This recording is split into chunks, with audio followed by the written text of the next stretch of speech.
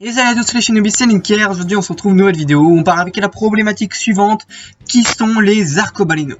Directement issus de la licence Katekyo Hitman Reborn, les arcobalénos sont les 7 bébés les plus puissants du monde, qui sont chargés de protéger des tétines. Ça apparaît peut-être un peu incongru ce que je viens de dire, mais du coup je vais diviser cette vidéo en plusieurs points, pour que vous compreniez bien ce que je raconte. Premier point, information générale sur la licence. Donc la licence Reborn est une grosse licence très complète et je voudrais revenir sur plusieurs points pour que vous compreniez bien tout. Premièrement, les énergies dans Reborn. Les énergies de Reborn sont des énergies de dernière volonté, comme j'ai pu l'expliquer dans d'autres vidéos. Autrement dit, une flamme de dernière volonté qui existe en chacun des personnages en soi. Il existe 7 types d'énergie, donc 7 types de flammes de dernière volonté. Cieux, tempête, pluie, soleil, brume, nuage et foudre.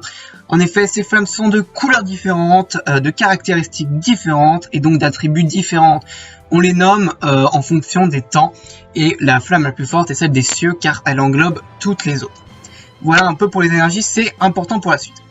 Deuxième point important à savoir, le Trinicété. Le Trinicété, c'est l'ensemble des éléments sur lesquels repose l'équilibre du monde. Il est composé en 21 éléments. Les 7 anneaux Vongola détenus par les protagonistes, les 7 anneaux marées détenus par Byakulan et les 7 tétines détenues par les arcobalénos. Donc voilà, on va pouvoir réellement partir pour expliquer qui sont justement ces arcobalénos. Premier point, l'origine des arcobalénos.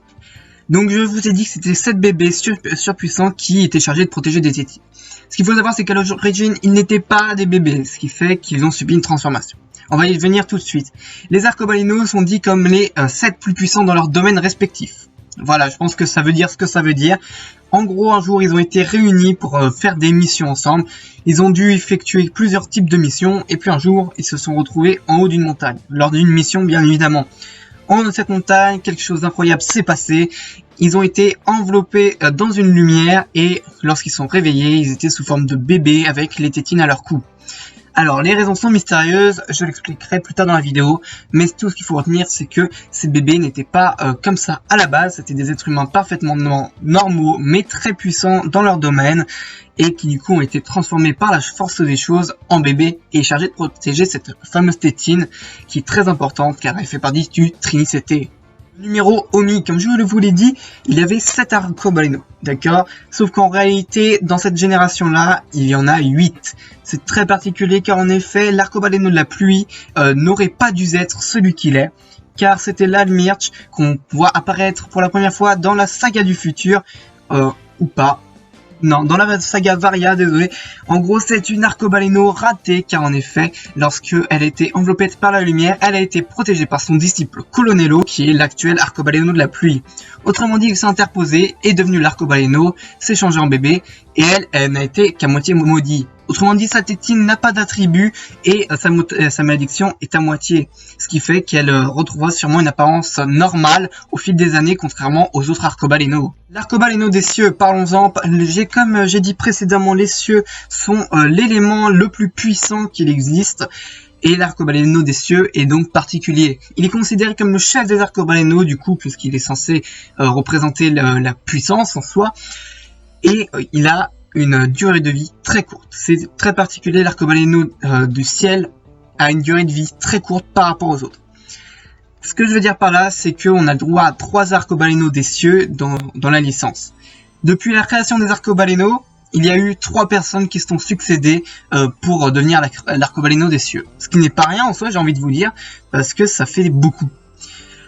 On estime que la durée de vie maximale est d'environ 15-20 ans pour un arcobaléno. En effet, on a eu la première génération, celle qui s'est directement transformée, Luce, puis sa fille Arya, puis celle qu'on connaît mieux, Yuni.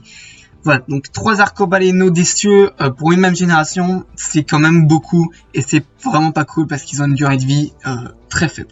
L'origine ultime des arcobalénos. Attention, cette fois, c'est différent de l'origine des arcobalénos, parce que là, c'est une explication qui n'est donnée absolument que dans le manga, et à la toute fin, au tome 42. En effet, comme je vous l'ai dit précédemment, j'ai cité une génération d'arcobalénos. Pourquoi? Car en effet, les arcobalénos existent depuis l'âge de l'Antiquité. Comme je l'ai dit, ce sont des bébés qui portent des tétines qui font partie du Trinicété sur lequel repose l'équilibre du monde, ce qui n'est pas rien, comme je l'ai dit aussi précédemment. Et ces tétines doivent continuellement recevoir des flammes vitales. Autrement dit, elles doivent avoir des sacrifices pour fonctionner correctement. Ce que je veux dire par là, c'est que les arcobalénos sont des sacrifices humains pour faire fonctionner correctement les tétines.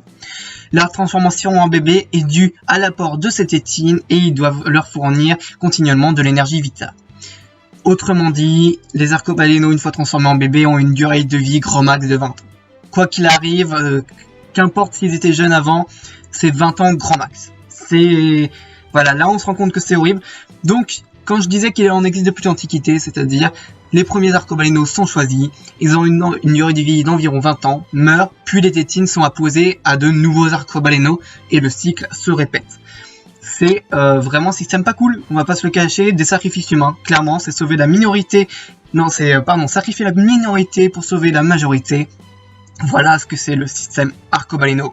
C'est pour ça que j'ai cité justement cette génération-là d'arcobaléno, celle qu'on a dans l'histoire, qu'on connaît le mieux, et c'est sûrement la dernière génération d'arcobaléno, car en effet, à la fin du manga, une solution est trouvée pour remédier à tous ces sacrifices.